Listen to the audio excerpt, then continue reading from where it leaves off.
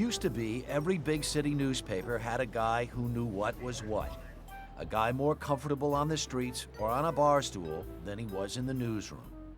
He knew the cops, and he knew the crooks. And for some reason, both wanted to tell him their stories. A guy like Jimmy Breslin, as New York as the A Train.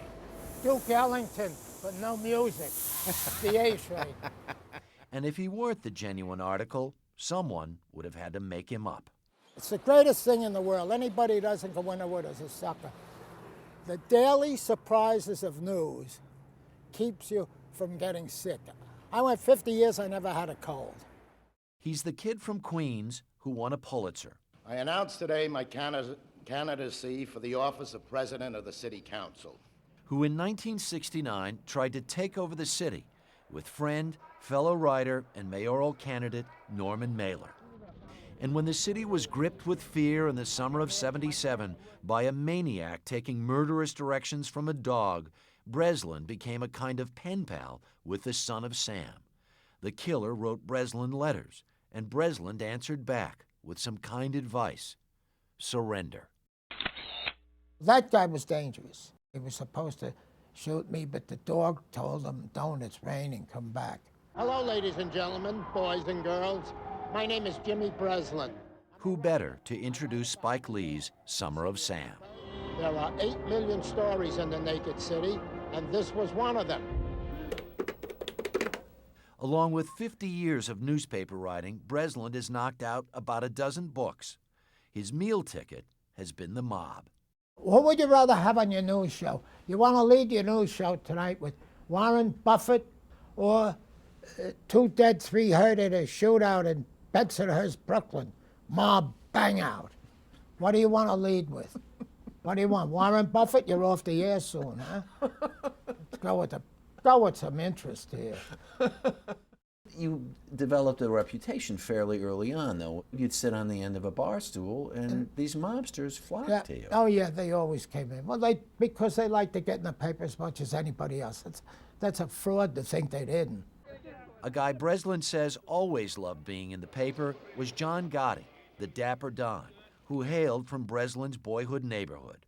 They had social clubs. They had to have clubs because you had to have some place to go during the day where they'd sit around. The Bergen Hunt and Fish was Gotti's. He had a back office with a barber chair in it. He sat in that, and he had a bathroom, magnificent bathroom, and that was it. And then they played cards at a table when you came in. The Hunt and Fish Club is gone, replaced by a grooming salon for dogs. This was the club. Show respect when you pass it or when you come in. It's all gone now. Nothing. Let's go see what it's like in there now. It's all dogs, sure. I don't like dogs that much, but I'll go in the interest of art. Gotti's barber chair is no longer there, but in the back, the last vestige of the Bergen Hunt and Fish Club, Gotti's bathroom. That and the memories of those who knew, revered, and feared him. That's why they said that he was in the public eye. He liked being in the public eye. Not liked, Loved being in the Dapper Don. He loved that title. Yes. He loved the title. Everything. Breslin's new title, The Good Rat, tells the story of good cops gone bad. New York's so-called mafia cops, Louis Eppolito and Stephen Caracappa, who were convicted of 11 counts of murder and attempted murder in 2006, all on orders of the Lucchese crime family. It's probably as bad a crime as there is.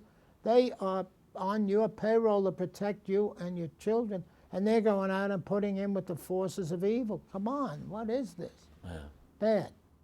Many were surprised last month by the roundup of dozens of mobsters.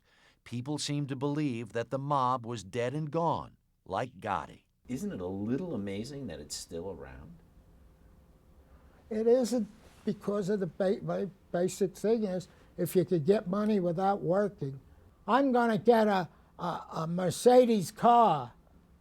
I'm going to get a big pinky ring, and I'm going to get a woman that doesn't know how to behave, and we're going to go out big Tuesday night. You want me to go back to school and then go to work someplace? in a factory or work in some manual labor for, what, $10 an hour? As opposed to what? I get 5,000? Get out of here. Yeah.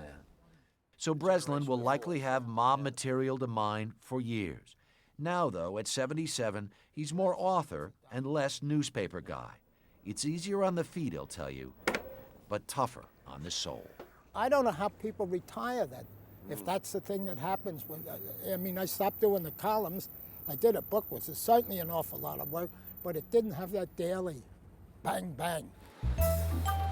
It's worse than heroin. Working in The news. Oh, it's awful. In fact, you get mad at the world when nothing big happens the day before.